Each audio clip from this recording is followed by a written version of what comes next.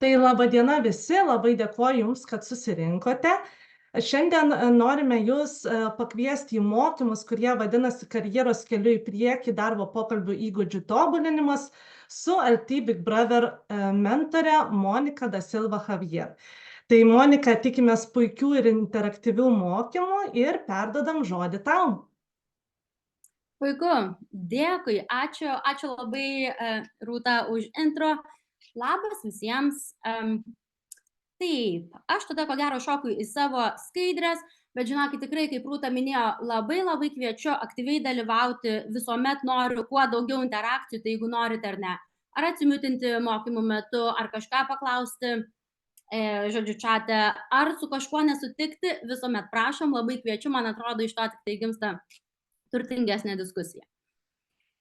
Taip, tai pirmiausia, apie ką šiandien pasikalbėsime per ateinančią valandą, tai štai aš susidėliojau tokį planą ir iš esmės tai pirmiausia tai prisistatysiu, ar ne, kas aš, ir tuomet apie darbo pokalbius, apie interviu procesus kalbėsime skirstydami juos į 3 dalis. Tai yra pasiruošimas prieš darbo pokalbį, na tai vis dėlto yra didžioji dalis darbo, bet nepamirškim, kad per darbo pokalbį ir po darbo pokalbio taip pat yra dalykų, į ką rekomenduojama tikrai yra atkreipti dėmesį. Ir tada darysime truputėlį mitų grovimo sesiją, kuomet tam tikrus su darbo pokalbiais susijusius mitus norėčiau tikrai aptarti, pažiūrėti, kiek juose tiesos, kiek netiesos. Ir jeigu turėsi klausimų, juos galime aptarti ir pabaigoje, bet kaip minėjau, labai kviečiu aktyviai įsitraukti jau ir dabar. Tai pirmiausia, labas visiems, aš esu Monika, jau šita nuotrauka iš esmės buvo daryta gal prieš kelis mėnesius, nes tai buvo mano viena iš paskutinių darbo dienų kompanijoje Google Dubline, kur aš iš esmės išdirbau 11 metų. Ir mano fokusas pastaruosius 5 metus tai buvo interviu proceso organizavimas, darbas su samdančiaisiais vadovais, taip pat dirbome tiesiai su personalo samdymo specialistais, ar ne, siekiant užtikrinti, suorganizuoti interviu procesus. Ir pati iš tiesų tų pokalbių nemažai vedžiau. Ir dalyvavau kaip kandidatė taip pat. Ir dabar dalyvauju iš tiesų štai grįžus į Lietuvą, tai ir man pačiai aktualios labai šitos temos.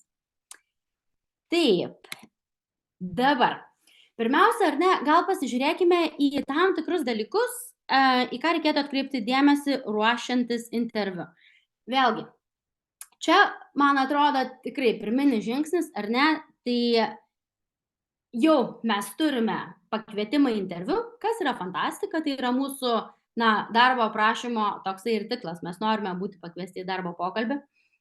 Ir tuomet tikrai labai kviečiu labai rimtai pasižiūrėti į susirinkimo informacijos apie kompaniją, į kurią aplikuojate, ne, kur kandidatuojate tapti darbuotojų. Ir tai galima daryti tikrai labai daug būdų. Čia surašiau kelis iš jų, ar ne? Tai taip, mes galime aprašymus kompanijų skaityti jų svetainėse, pasižiūrėti, kada jie įkurti, kur, kokiose geografijose, ar ne, darbuojasi, kokia trajektorija, galbūt darbo pobūdis keitėsi, kada kokios rinkos plėtėsi ir panašiai. Žinoma, labai svarbu yra produktai ir paslaugos teikiamos, susipažinti su tuo, kas yra būtent kuriama pridėtinė vertė kompanijos. Socialiniai medijai rekomenduočiau pasižiūrėti informaciją, kuo dalinasi kompanija. Kokios naujienos, kokie pranešimai, kokie renginiai, čia taip pat galim nušokti vienu dar keliais punktais žemyn, kokie renginiai vyksta, kad susirinktume kuo daugiau informacijos, ar ne, kokiose srityse kompanija, galbūt ne tik tiesiogiai savo darbinėje srityje, bet galbūt ir kažkur plačiau veikia, dalyvauja, ir tai mums irgi padės dar plačiau suprasti kontekste kompanijos darbo principus, vertybės, darbo kultūrą. Žinoma, naujienos, ar ne, galime naujienų portaluose ir Lietuvos, užsienio priklausomai nuo apie kokią geografiją kalbame, pasižiūrėti, kas vyksta, kaip yra reprezentuojama kompanija viešai.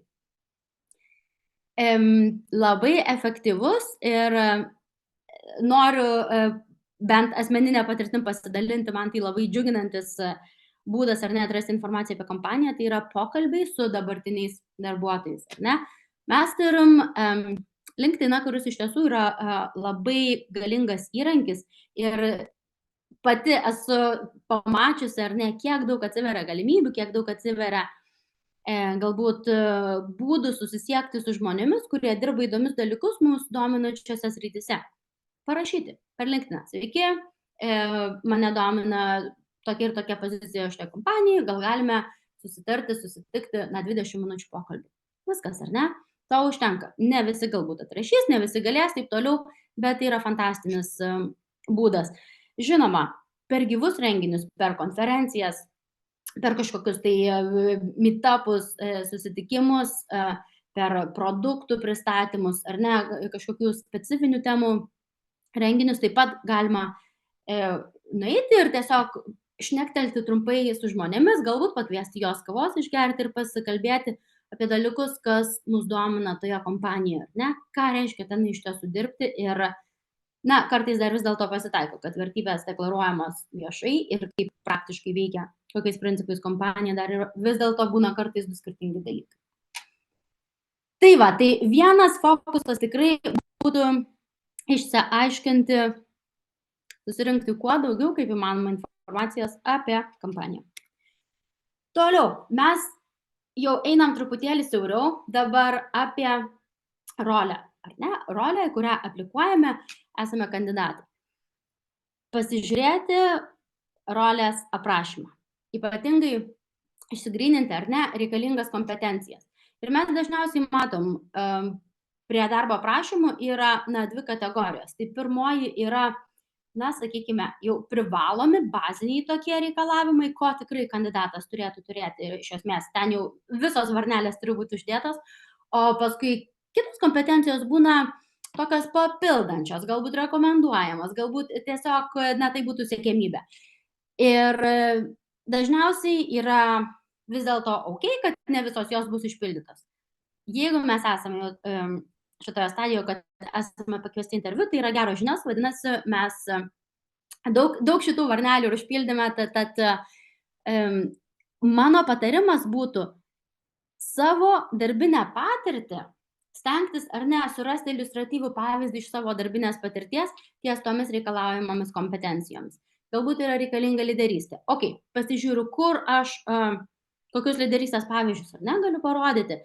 Truputėlį aptarsiu vėliau, kokiu formatu, kokiu principu galima tai daryti, bet iš esmės mes stengiamės padaryti, kad iš kiekviename iš punktų bent turėtume po pavyzdį, ar ne? Gal tai yra pardavimai, gal tai yra iš vis techninė rolė, ar ne? Galbūt tai yra vadovavimas žmonių komandai ir efektyvus darbas komandai, ne? Prie šitų dalykų susirasti pavyzdį iš savo darbinės patirties tikrai labai naudinga. Tai padės nusiraminti ir turėti tam tikrų tokių inkarų, ant ko galima galbūt užsikabinti interviu metu.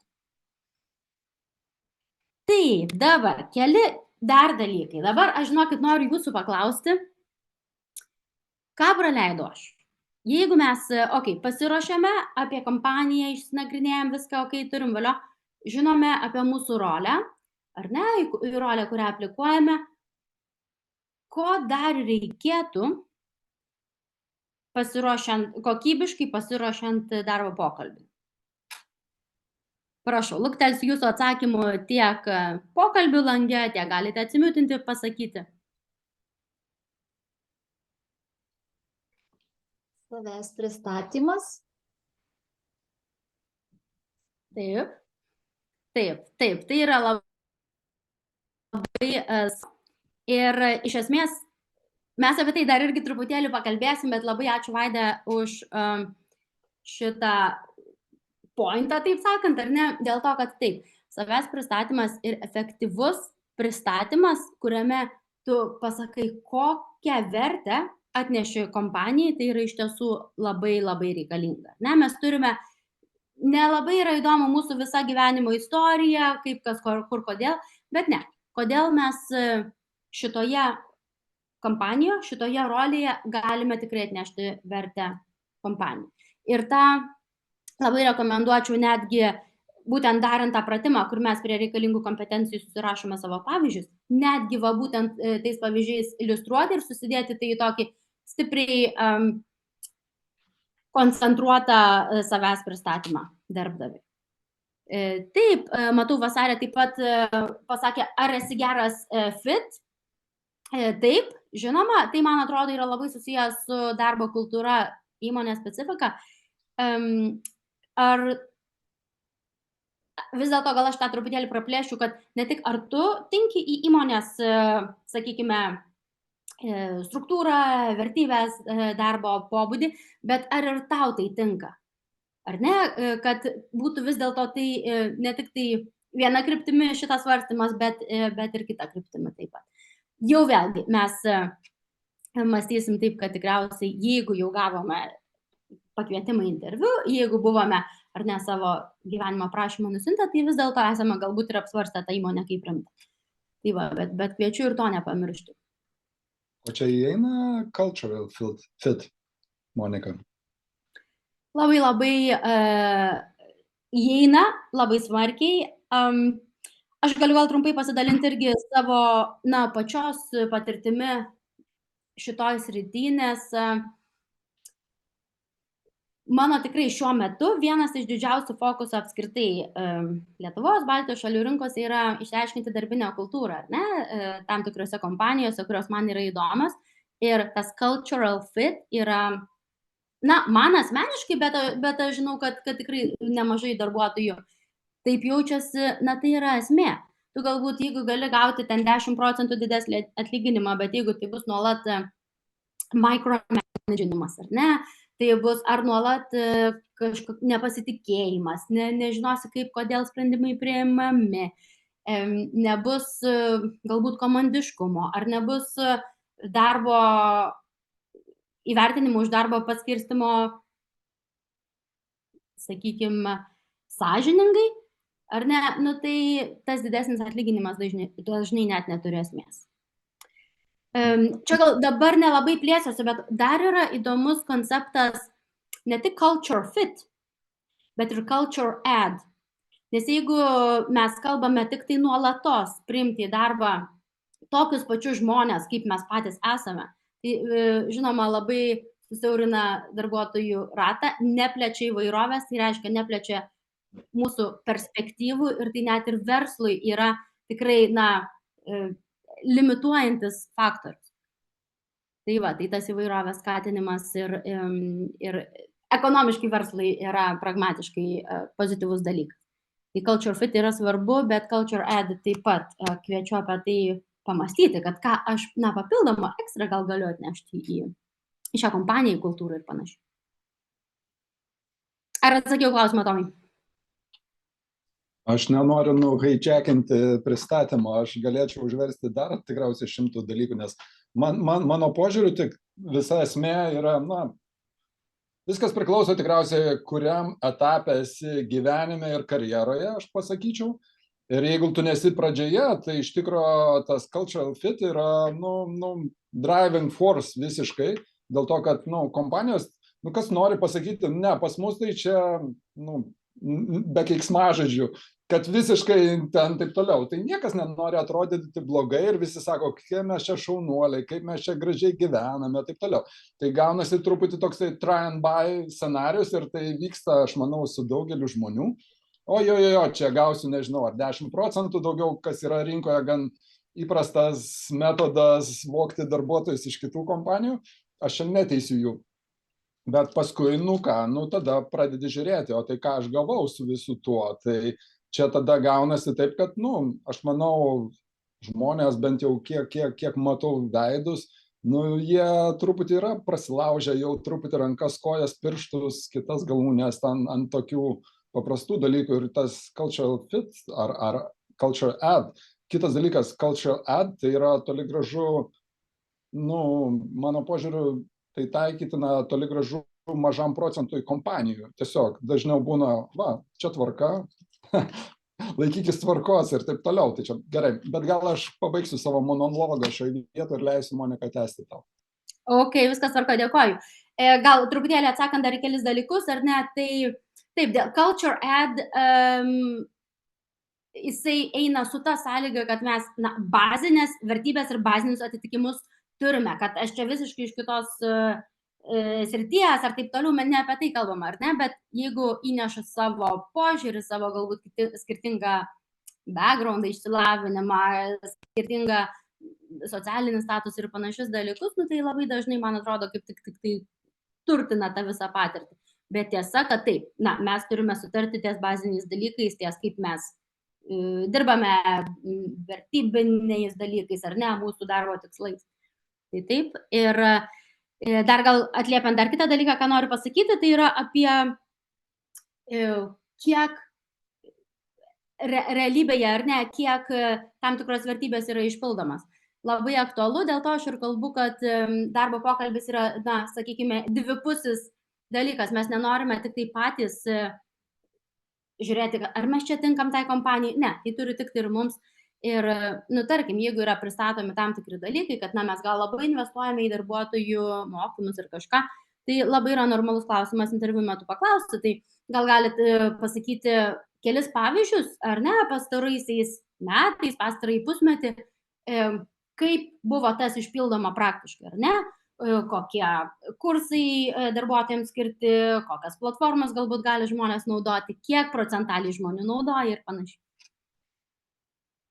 Tai va, dabar dar keli dalykai, į ką aš noriu atkreipti dėmesį. Aš manau, yra labai svarbu, ypatingai gal tokiose nedidelėse vis dėlto rinkose, kaip kad ir Lietuva, išsigryninti, su kuo mes turėsime darbo pokalbį. Ir vėlgi, turime daug platformų, pasižiūrėti, kokie yra žmonių, kurie būtent bus intervuojančiaisiais, kokia yra jų patirtis, koks yra jų išsilavinimas, kokia jų darbinė patirtis, galbūt kokia jų veikla netiesioginė darbe, nevyriausybinėme sektoriuje, mentorystė, savanoriavimas, renginiai, nes tai net ir padeda iš tiesų atrasti dar daugiau bendrų taškų ir galbūt pamatyti dar giliau tą kompanijos kultūrą. Jeigu aš matau, kad žmogus, su kuriuo kalbėsiu su darbo pokalbio metu, nuolatos atnaujina savo žinias, vienas kitas naujas sertifikatas, nauji kursai, dalyvauja nuolatos ant konferencijos ir panašiai, tai man tikrai indikuoja, kad taip, jeigu yra deklaruojama vertybė nuolatinis mokymasis, aš tą matau praktiškai vieno kito žmogaus profiliuose ir tai jau man yra stipri indikacija, kad tai vis dėlto nėra tik tai tušti žodžiai. Ir dar kitą dalyką norėčiau pasakyti. Practice makes perfect. Čia ne naujiena niekam, bet vis dėlto aš labai siūlyčiau pasiruošiant interviu rimtai pasižiūrėti į tą pasipraktikavimą. Tai kartais gali atrodyti kaip visai, juokingas dalykas, bet net atsisėsti prieš veidrodį ir savo tuos atsakymus, vis tiek mes žinom tos jau klasikinius interviu klausimus, ypatingai galime susirasti net ir jau konkretesnių klausimų iš 2 interviu kategorijų, jas taip pat aptarsiu taip pat, bet susirasti tų klausimų ir pasipraktikuoti. Sėdim prieš veidrodį, nebūtinai gal tas veidrodis, bet jeigu pokalbis vyksta virtualiai, vis tiek ko gero natūralesnė tai būtų aplinka, ar galų gale tiesiog garsiai išsakyti tuos visus atsakymus, pabrėžti akcentus, pamatyti, kad mes neišeiname iš savo laiko, ar ne, kad mes tikrai atsakome būtent į klausimą, pagrindžiame pavyzdžiais ir tiesiog reprezentuojame savo darbinę patirtį, reprezentuojame savo mąstymą, logiką ir parodom mūsų kandidatūros stiprumą. Iš tiesų, esu patestavusi ir nemažai dirbtinio intelekto sprendimų. Su tuo, tai netgi yra dabar, šiandien žaidžiau tikrai su tuo pačiu ChatGPT, kad galima balso įrašus pasakyti, kad ir pasileidai žodžiu per programėlę, pasakai atsakymą į tam tikrus pateiktus klausimus ir tau šiuo atveju šita programa pateikia atsakymą, kad mums dar trūksta truputėlį pavyzdžių, mums dar trūksta truputėlį elaboracijos, mums dar trūksta būdų, kaip tu pasiekai tam tikrus rezultatus. Ar ne, labai paprastas pavyzdys, ten give me sample interview questions for sales manager role, ir tada pasako tau klausimą, ir tu jį balsu atsakai, ir tada gauni tą feedback. Tai ir toks yra dalykas. Kitas, žinoma, būdas yra galbūt prašyti su kažkuo draugais, pažįstamais kolegomis, ko gero dar aktualiau, kad su jais pasidaryti tuos vadinamuosius mock interview. Ir net nereikia būti labai stipriu tos srities specialistu, mes pasižiūrime darbo aprašymą, pasižiūrime žmogaus gyvenimo aprašymą ir tada susirinkę tuos klausimus galime tikrai efektyviai padėti žmogui besiruošiam interviu pasipraktikuoti. Dabar taip, kitas klausimėlis jums. 92%. Čia mes kalbame apie vėlgi pasiruošimo interviu procesą, bet gal truputėlį išduosiu, kad čia mes kalbam apie darbdavius. Tai 92% darbdavių daro vieną dalyką prieš susitikdami su kandidatais gyvais. Gal kas nors norit paspėlioti, kas būtent yra, kas yra daroma, va būtent beveik absoliučiu daugeliu atveju. Patikrinamas kandidatas socialiniuose tinkluose. Bravo! Puikiai. Tai jau Vaida matyti, jau socialiniai tinklai žodžius tvarkyti tobulai. Matau, juokiasi. Ok. Visiškai tiesa. Taip, tikrai vis dėlto, ar ne, skaitmeniniam pasaulyje gyvenam ir tikrai rekomenduočiau, ar ne, pasižiūrėti, pažiūrėti, ar ne, kiek galbūt tai yra to socialinio tinklo ribos, erdvės, ką norim viešinti, ko nenorim viešinti ir prisiminti, kad yra daug tų socialinių tinklų, galbūt dabar tam tikrų ir nenaudojate, bet vis dėlto tai yra tas digital footprint. Todėl verta būtų pasižiūrėti, save paguglinti, žinoma, incognito mode, tam, kad būtų kuo objektyvesni rezultatai. Ir pasižiūrėti, ar ne, kokia informacija yra skaitmeninėje erdvėje apie mus pateikiama. Puikiai, taip, ir čia duomenys buvo iš The Muse kompanijos. Na va, gerai, tai dabar mes priėjome prie darbo pokalbio. Turime 2 darbo pokalbio klausimų tipus. Tai pirmasis iš jų yra hipotetiniai. Kas yra hipotetiniai klausimai?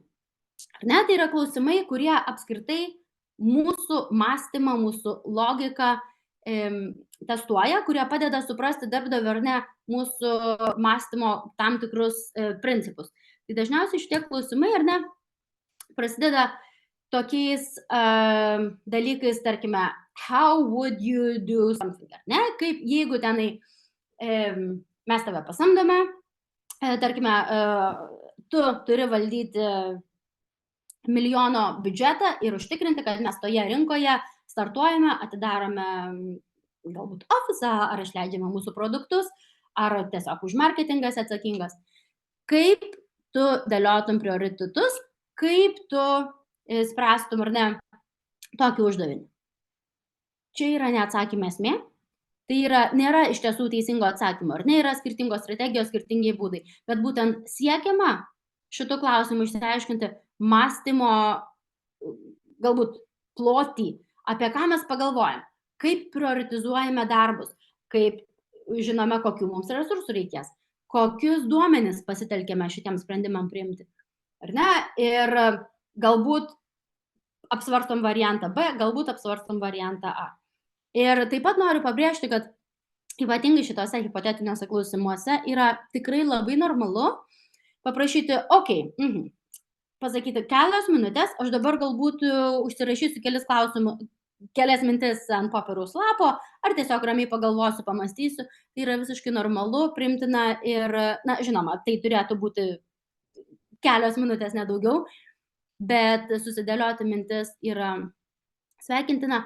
Jeigu dar yra truputėlį kažkas neaišku apie tą hipotetinę situaciją, galbūt norite išsiaiškinti laikotarpį, galbūt norite išsiaiškinti, su kokio didumo komanda jūs šitą darbą darysite, galbūt jūs norite išsiaiškinti konkrečiai, į kokią rinką, tarkime, einate, ne, jeigu kalbam apie šitą tą launchai į skirtingas rinkas. Tai va, tai vėlgi tie follow-up klausimai yra visiškai normalu ir dažnai iš tiesų netgi sveikintina. Tai rodo, ar ne, kad jūs turite tą kritinį mąstymą ir norite susirinkti informaciją, ją apdoroti ir tada pateikti savo siūlomą strategiją, siūlomus žingsnius. Kokia yra antra klausimų grupė? Kas man pasakys? Nes tradiciškai yra skirstomi klausimai, interviu klausimai į dvi kategorijas.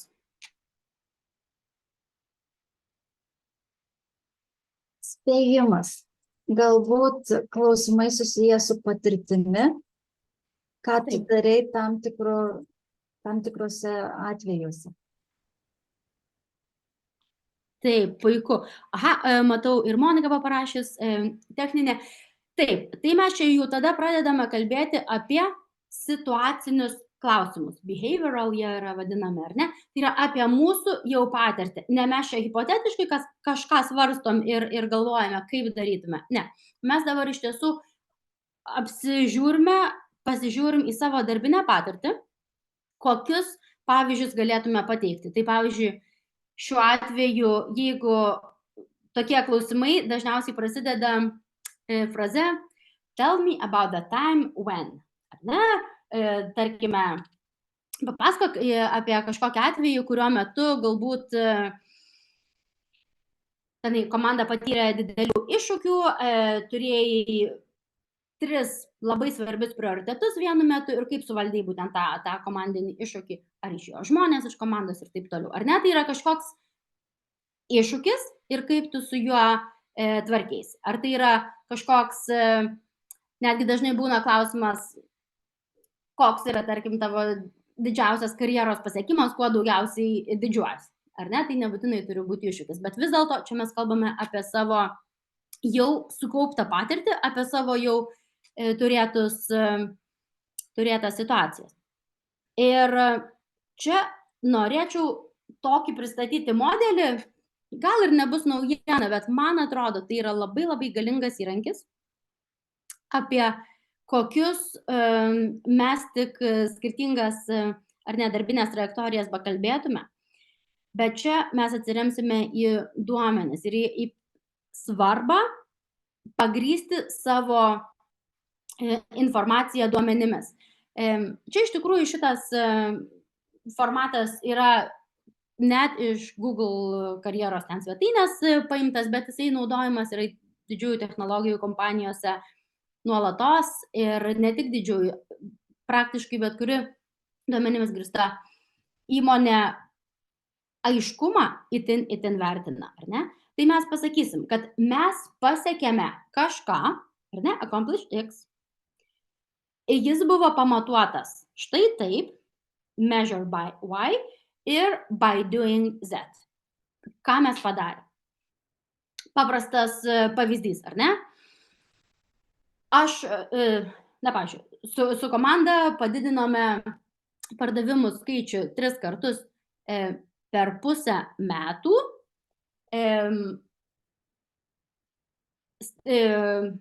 dalyvaujant tikslinės auditorijos konferencijose ir tiesiogiai bendraujant su ten C grandies vadovais.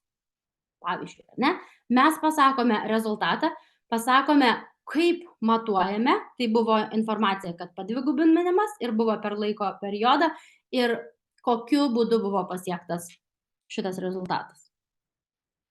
Labai rekomenduoju, kai aš minėjau, ar ne, ruošimas interviu ir būtent tokių pavyzdžių susidėliojimą, susikūrimą, tą savo patirtį formuluoti, pavyzdžiui, tokiu formatu.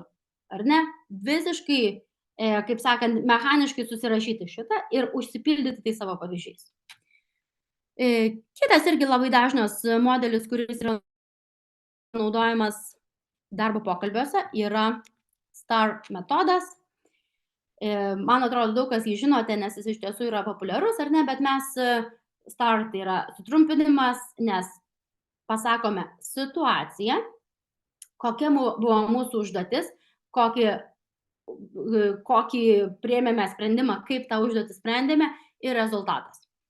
Vėlgi, čia labai reikėtų skaitmeninės išraiškos, reikėtų procentų, reikėtų ten dvigubėjimų, trigubėjimų ar ne, panašių dalykų, kurie būtent ir parodo, kad jau sukonkretizuoja ar ne tą rezultatą, kaip tai yra svarbu, konteksto vis dėlto priduoda mūsų tam tikram pasiekimui. Taip, ir po darbo pokalbio, tikriausiai nenustebinsiu, irgi pasakydama, bet labai svarbu nepamiršti, padėkoti, paprastas trumputis laiškas ar ne, dėkui už skirtą laiką, jeigu buvo kažkokios temos, kurias aptarėt, tarkim, buvo įdomios, ar netgi, jeigu tai buvo ir neformalūs kažkokie dalykai, ten, kalbėjom štai apie tokius ir tokius renginius, pasižiūrėkite, tokia organizacija organizuoja, veikia, ar štai tokia konferencija, tikrai man patiko, gal ir jums bus naudinga. Tai tą pridėti tokį ir žmogiškąjį faktorių. Tai va, tai čia yra tie 3 etapai, ar ne? Mes jau pasiruošėm darbo pokalbio metu aptarėme ir hipotetinius, ir situacinius klausimus ir padėkojom žmonėms, kurie vedė interviu, ne visada jų kontaktus turėsime, galima tai, tarkime, įdarbinimo specialistų irgi perduoti šitą žinutę. Dabar, kiti dalykai, ką aš taip pat norėsiu šį vakarą aptarti, tai yra susijęs su būtent tais mitais apie darbo pokalbius, apie priėjimą į darbą ir labai kviečiu jūs irgi aktyviai dalyvauti, jeigu norit ir dabar, tarkime, mūsų pokalbių lange galit parašyti, ar ne, kokius žinot mitus ir tikrai galėsim juos aptarti. O aš pradėsiu nuo tokio, kur man atrodo labai dažnai girdima viešoje erdvėje, galbūt ypatingai, kai mes kalbame apie didžiąsias technologijų kompanijas. Ar ne, tokie klausimai, jie, vadinami brain teasers, tokie, kurių iš esmės atsakymų nėra ir net nereikia jo žinoti, bet gal keli pavyzdžiai būtų tokie, kad kiek teniso kamuoliukų telpa į ten kokią nors Tesla, ne, į automobilį. Ir tokių pavyzdžių iš ties yra daug, bet tai yra neklausimas apie teniso kamuoliukus, ne apie tilpimą, ne apie nieką. Tai yra, galbūt žiūrėjimas, kaip jūs mąstot ir panašiai. Bet aš ką labai noriu akcentuoti. Tikrai absoliuti dauguma kompanijų, ypatingai kompanijų, kurios domisi žmonių samdymo naujovėmis, inovacijomis, šitų dalykų nebedaro. Tikrai, Google šitų dalykų nebedaro ilgiausią laiką, kitos didžiosios technologijų kompanijos taip pat to nebedaro. Tai buvo labai, toks, sakykime, plačiai skambantis mitas ilgą laiką, bet šitų dalykų tikrai nebėra, nes tiesiog parodė moksliniai tyrimai, kad nėra efekto kalbėti apie tokius dalykus, šakėm ant vandens, kai mums reikia specifinių su žmogaus kompetencija, su darbo rolės specifika susijusių klausimų, ar ne, o ne tokių iš oro.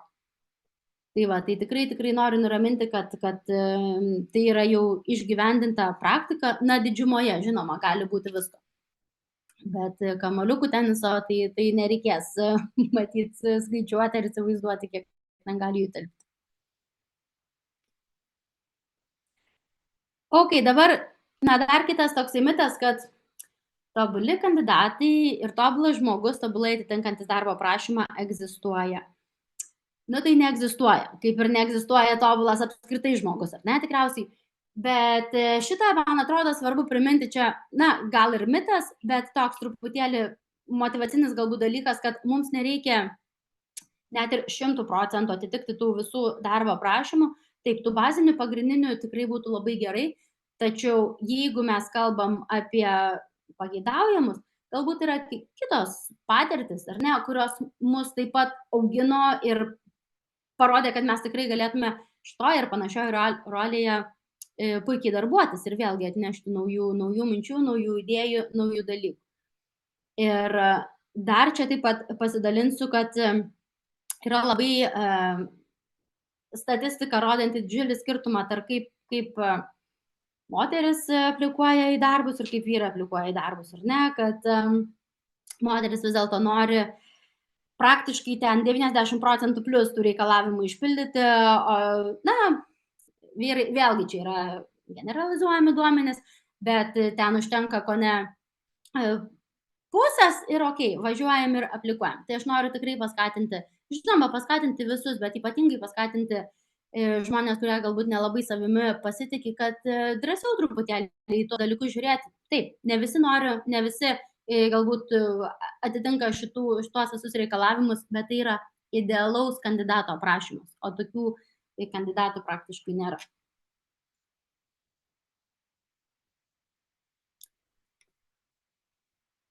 Taip, dabar truputėlį apie techninius interviu. Ir yra interviu, kurių dauguma, tarkime, iš kokių 5 interviu, tų raundų vadinamųjų, 4 praktiškai yra techniniai, ar ne? Tai mes čia kalbam apie programuotojus, duomenų analitikus, apie žodžiu, user interface designerius ir panašiai, ar ne? Tai ir portfolio tada darbas atsiranda. Bet ką aš noriu šiuo atveju pasakyti? Žinoma, techninės žinios yra labai svarbu, bet yra tokias terminas, vadinasi brilliant jerk. Tai yra žmogus, kuris galbūt turi tas idealias techninės savybės, tačiau neturi kitų darbų reikalingų kompetencijų, ar ne? Kaip galbūt darbas komandoje, komunikacijos žinios, kaip galbūt sugebėjimas, kaip sakant, vis dėlto įtilpti į tam tikrą tikslų siekimo formatą, į tam tikrą vis dėlto formatą, sakykime, kaip mes turime dirbti, ar ne, o tai nėra laisvai pasirenkama forma.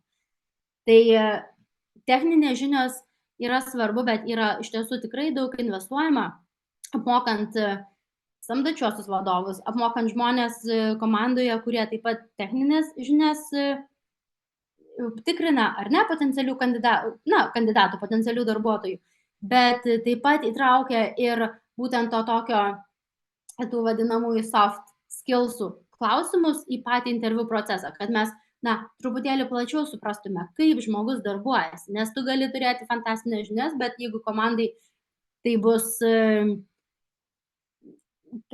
sakykime, kažkoks destrukcija, negatyvas, ne visų instrukcijų klausimas ir panašių dalykų, vis dėlto tai visą komandą tada veda žemyn. Konstruktyvus grįžtamo ryšio atsakymas yra tikrai sveikintina ir to jokių būdų negalima bandyti užčiaupti, bet jeigu matome tendencijas, kad galbūt nėra linkęs tam tikras darbuotojas, kad ir tobulai dirbantis techninius dalykus kolaboruotis, komunikuoti ar ne, dalintis, sakykime, credit noriu pasakyti, ar ne, dalintis būtent įvertinimu už atliktą darbą, vis dėlto tai yra tos raudonos vėliavėlės, kurių mes norime išvengti. Matau, Monika klausia, ar techninės užduotis dažnai nėra naudojamos kaip nemokamų idėjų susirinkimas? Esu patyrus, kur po kelių techninių užduočių esu užignoruota be jokio atsakymo. Wow. Tai pirmiausia, tai čia yra tikrai labai neprofesionalus interviu procesų organizavimas. Vėlgi, dėl to nemokamų idėjų susirinkimo, jų galima susirinkti, man atrodo, tikrai iš daug galbūt skirtingų sričių. Vėlgi, žmogus, kuris ateina interviu, skiria savo laiką, ar ne, tai aš manau, nusipelnytų bent minimalaus atsakymo iš kompanijos, kodėl galbūt buvo pasirinktas kitas kandidatas, ar ne. Dažnai tam tikros įmonės turi galbūt net ir tas sutartis, ar ne, NDA sutartis pasirašomas prieš interviu, nes, dažnai ypatingai jau, sakykime, aukštuose pozicijose žmonės nekomunikuoja apie savo interviu procesus ir nori laikyti viską kaip įmanoma privačiau, tai absoliučiai visa interviu informacija būna konfidenciali, apie ką yra kalbėta, ar ne, kokios idėjos galbūt yra pasiūlomos, tai čia prasideda netgi ir, jau teisiniai legalūs dalykai, kad tai yra tikrai super neprofesionalu ir taip neturėtų vykti. Taip, dar keli dalykai. Pasklando dar vis dėlto gandų apie kaip svarbu yra apsirengimas, drabužiai, taip pat ir video aplinka. Tai aš tikrai noriu pasakyti, vėlgi, kalbant iš, sakykime, didžiųjų technologijų kompanijų perspektyvos, tai tavo apranga, jeigu tu jautiesi patogiai ir tau yra okei, viskas tvarkoja ir taip gali būti. Žinoma, dažniausiai, jeigu, klausia kandidatai, tai rekomenduojamas business casual stilius, bet tai yra ne apie tavo aprangą pokalbis, tai yra vis dėlto apie įgūdžius, kompetencijas ir žinias. Dabar dėl video, sakykime, visų background ar dar kažkokių dalykų, tai yra tikrai nesvarbu. Svarbiausia yra kokybiškas geras ryšys ir vaizdas ir garsas. Žinoma, dabar po koronaviruso praktiškai didžioji dauguma interviu ir vyksta nuotoliniu būdu, dėl to aš tiek daug ar ne ir kalbu apie video pasiruošimą. Ir tai iš tikrųjų yra, šiuo metu jau tas defaultas. Gerai, tai iš mano pusės, žinokit, tų mitų tikriausiai yra tiek. Čia vėlgi nuotrauka vienom iš paskutinių dienų, kada aš jau žingsniuoju savo žingsniais ir dar nelabai žinau, kur einu, bet visai džiaugiuosi tą nežinomybę šiuo metu. Bet aš noriu ir jūs irgi truputėlį pakalbinti, kaip Vytas irgi matau turi klausimą. Ar priimtinas ir naudingas follow-up emailas po darbo pokalbio, papildant nuo kada esi available ir taip dar kartą primenant apie save? Žinoma, taip. Tai aš minėjau, šiaip po darbo pokalbio mes dažnai pasakome, padėkojame ar ne už skirtą laiką, padėkojame už klausimus įdomius, galbūt už tam tikrus pasidalintas įžvalgas apie atvirumą, labai daug ir tikrai gražių interakcijų vyksta interviu metu. Man atrodo priimtina praktika, jeigu tam tikrą laiko tarpą, tai žinoma gali būti labai skirtingai ir labai priklauso nuo sezono. Pavyzdžiui, dabar tikrai yra blogas laikas eiti per interviu procesus, nes metų galas ir visi savo pagrindinius darbus dirba ir kartais būna tie visi hiring dalykai truputėlį numesti į šoną. Bet tokį dar papildomą follow-up, Vytai, tikrai rekomenduočiau padaryti. Nuo kada esi available? Paklausti galbūt kažkokių žinių jau turim daugiau, ar ne? Dar kartą priminti apie save, dar kartelį galbūt aiškiai tiesiai pasakyti, kad tikrai šitą rolę, šitą kompaniją domina. Tai dar turiu vienas akcentas dėl kompanijos versus rolės. Labai rekomenduoju komunikacijoje, tai yra tiek interviu metu, tiek ir tuose visuose follow-upuose, galbūt ne tiek daug akcentuoti pačią kompaniją, kiek labiau rolę, nes, vėlgi, bent jau didžiųjų technologijų kompanijų kontekste, tai labai dažnai būna, kad žmogus nori papulti ten į Facebooką, į, LinkedIn, į panašiai. O kokią rolę, tai nelabai svarbu. Tai vis dėlto rekomenduočiau tada kalbėti apie rolę. O iš kitos pusės, jeigu, pavyzdžiui, mūsų tikslas yra papulti kažkokį startuolį, tai tuomet galima pasilikti ir prie kompanijos, nes ten vėlgi rolė labai dažnai būna ne visada iki galo apibrėžta ir tų ribų per daug nėra. Tai tada galima kalbėti ir apie kompaniją. Kaip mandagiai atsakyti į klausimus apie buvusią darbovietę arba į kitus asmeninius klausimus, kad nepasirodytume nemandagus, ar ne? Dėl asmeninių klausimų, čia yra tikrai raudona vėliavėlė, bet sunku, žinoma, taip labai konkrečiai atsakyti, neturint tų pavyzdžių, bet asmeninių klausimų tai iš vis neturi būti interviu procese, ar ne? Jeigu prasideda tokie dalykai kaip kada planuojate susilaukti vaikų ar koks šeimyninis statusas ar dar kažkokie dalykai, tai yra vis dėlto raudona vėliavėlė ir aš tai tikrai nebetęsčiau pokalbių su tokia kompanija. O apie buvusią darbovietę, man atrodo, mandagiai atsakyti įmanoma, nebent Monika, jeigu nori kažką papildyti, tai galim pakalbėti. Galbūt čia yra truputėlį svarbu turėti omenyje konfidencialumą. Jeigu mes tam tikrus savo pasiekimus, projektus, iniciatyvas, ar ne, galime komunikuoti pakankamai viešai, jeigu tai yra vieša informacija, tai yra ok. Jeigu ne, mums nebūtina turėti konkrečių skaičių, ar ne?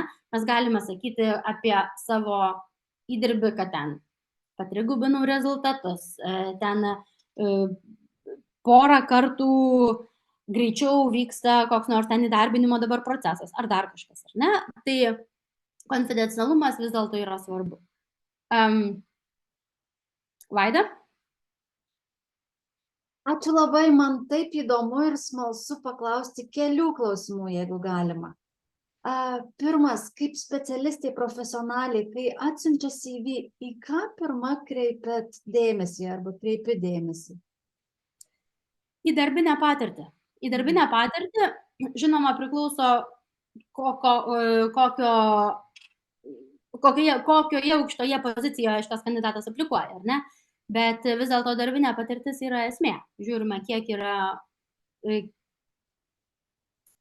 sutikimo su mūsų reikalavimais tai roliai, ar ne, idealiam tam kandidatui. O pavyzdžiui, mokslo aspektas, žinot, baigia mokslus ir dabar bando įsilieti į darbo rinką. Kiek tai teikia pliusų, gal minusų? Taip.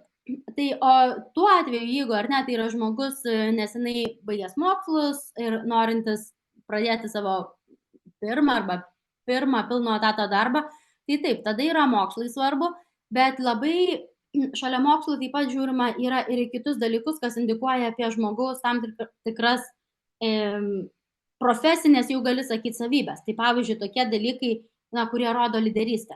Galbūt žmogus kokio nors studento atstovybėje buvo prezidentas, prezidentė, organizavo renginius arba aktyviai veikia kokį nors visuomeninį veiklą, nevyriausybinėse organizacijose.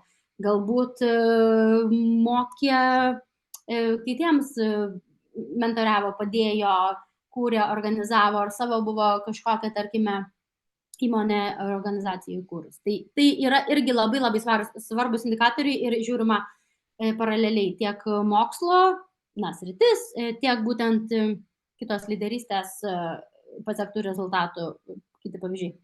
Dabar kitas klausimas. Esam darbo pokalbyje ir, pavyzdžiui, savo patirties, aš norėčiau, kad darbo pokalbis būtų toks, taip pasakysiu, geras jausmas, tas vaibas būtų geras, kad tiek vienai šaliai, tiek kitai šaliai.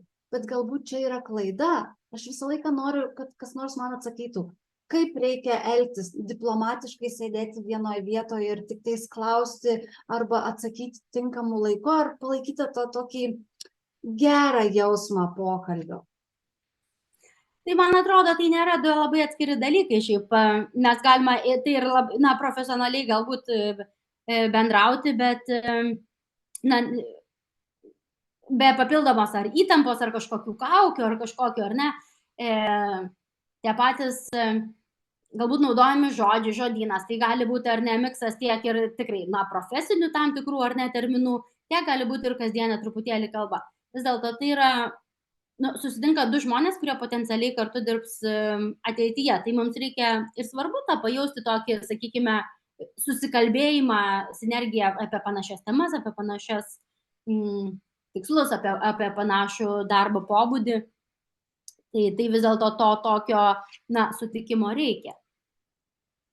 Tai tam tikros šypseną keliantys atsakymai nėra svetimybė ir jie neturėtų būti išbraukiami iš dialogo.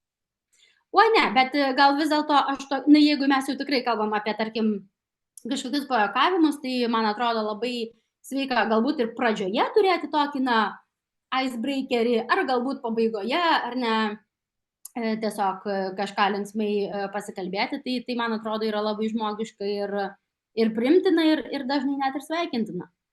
Ir dar vienas klausimas. Kaip reaguoti į atsakymą, kad vis dėlto jūs likote antra. Praėjot ten 2 ar 3 tos etapus, padarėt namų darbus, bet, žinot, jūs likote antra. Susisieksime galbūt kitą kartą. Kaip į tai reaguoti, jeigu net tokio grįžtamo ryšio, adekvataus grįžtamo ryšio, kodėl nepasirinko? Kaip į tai reaguoti, ką atsakyti? Taip, tai tikrai reakcija tikrai galėtų būti, kad tikrai dėkoju už skirtą laiką, galbūt ir, tarkim, pati daug išmokau, pati daug supratau, kaip kompanija veikia, susipažinau su daugiau žmonių, ar ne, ir dėkoju už ten kokį nors greitą ar tai atvirą atsakymą, tačiau paklausti, kodėl, yra labai normalu ir manyčiau sveikintina, kaip pačiai, kaip kandidatė, ar ne, tobulėti ir pasižiūrėti, kur galbūt aš galėjau truputėlį stipriau pasistiprinti kurias pusės. Tai čia vėl mes grįžtam prie to pačio practice makes perfect, taip ir mokiniesi, taip ir žiūrės. Kartais, sakykime, nebūtina galbūt labai savęs smerkti, jeigu taip nutiko, nes tiesiog, gali būti 100 įvairiausių faktorių, kodėl buvo pasirinktas kitas kandidatas, ne? Tačiau tam tikras grįžtamasis ryšys bus iškomunikuotas, ne visą laiką tu gali jį pilnai pasakyti, ar ne, nes tai būna ir konfidencialių dalykų, ir apie kito žmogaus galbūt tam tikras kompetencijas ar panašius dalykus tu negali kalbėti. Bet tikrai rekomenduočiau paklausti tiesiog labai atvirai. Aš norėčiau, man šita kompanija, man šita rolė itin domina ir norėčiau ateityje būti, sakykime, svarstoma tarp kandidačių, kaip galėčiau pastiprinti savo kandidatūrą. Ar ne, ko galbūt man šį kartą pritrūko, kas galėtų kitą kartą padėti pasiekti darbo pasiūlymo stadiją. Ir dar toks vienas techninis klausimas. Pavyzdžiui, Lietuvos rinkai į CV patartina įdėti savo nuotrauką ar ne? Nes, pavyzdžiui, remiantis, nežinau, New Yorko ar kitais tam tikrais tipsais, kaip sakoma, tai nepatartina dėti nuotraukų, o kaip Lietuvos rinkai? Lietuva nėra jau taip toli nuo tų vakarų Europos, sakykime, standartų, tikrai. Turim tikrai fantastinių technologijų, startuolių, čia sektorių, puikia ekosistema, man atrodo. Tai tos tendencijos tikrai išlieka labai panašios. Aš siūlyčiau tikrai nedėti savo nuotraukos. Jinai iš esmės neprideda nieko, kas yra apie kompetencijas, kas yra apie žinias, kas yra pasiektus rezultatus, ne? Super nišinėse galbūt srityse tai gali būti reikalinga, bet mes čia kalbam, nežinau, kokią renginių vedėjai ir žinių pranešėjai ir taip toliau, ar ne? O technologijų kompanijose ne. Tomai, žinoma, matau klausimas, kiek metų praleistoje vienoje firmoje yra laikoma per mažai ir per daug. Šiaip tikrai tokio atsakymo negaliu pasakyti, gal ką šiuo atveju pasakyčiau, jeigu yra matoma tendencija, kad kandidatas iš vienos į kitą, į trečią, į penktą kompaniją šokinėja pradirbęs iki metų, tai yra jau truputėlį, galbūt kvestionuojama, kodėl žmogus tiek trumpai padirba vienoje, kitoje, trečioje kompanijoje. Jeigu tai bus galbūt 1-2 kompanijų pakeitimas, tai yra tvarko iš tikrųjų dažnai net ir sveikintina, nes žmogus žino, ko nori, žmogus žino, kas tinka ir netinka, ar ne, tai yra vis dėlto ieško savo priimtiniausio varianto, tai yra viskas tvarkoj, jeigu tie šokinėjimai dažni, tai tikrai verčia kvestionuoti tokius karjeros trajektoriją. Monika, kas yra dažni, šiaip smalsu, skaičiais kalbant, nes dabar rinkoje žmonės tiesiog darbus keičia, kaip kas tikriausiai žodis tinka. Tai yra žmonės, kurie, pavyzdžiui, kas metus LinkedInas tik tai ir pumpuoja update'us, ten viskas verda, konkuruoja ir taip toliau. Tuo tarpu, ne taip seniai aš mačiau vieną diskusiją, panašia tema, gan trumpa, bet realiai žmogus, kuris šiaip tai užima gan aukštą vadovo poziciją, jis pareiškia, kad, sako, 1 metų yra visai normalu. Tiesiog toksai praktinis skaičiukas. Taip, tai kai aš kalbu apie tokį šokinėjimą per kompanijas, tai yra iki metų, ar ne? Kažkas išdirbęs iki metų, kitur, bet jeigu tai yra dažnas, 5 tokie šokinėjimai, tai jau tada galvoju, kas čia vyksta ir kodėl, ar ne? Verta pasigilinti. Gerai, žiūrėkime, iš tiesų aš matau, mes pasiekėme jau mūsų laiką šitų mokymų, šito susitikimo, ar ne? Kviečiu, jeigu turit klausimų, tikrai galit brūkštelti ir asmeniškai, galime pasikalbėti. Tai va, o kol kas tai dėkui už skirtą laiką.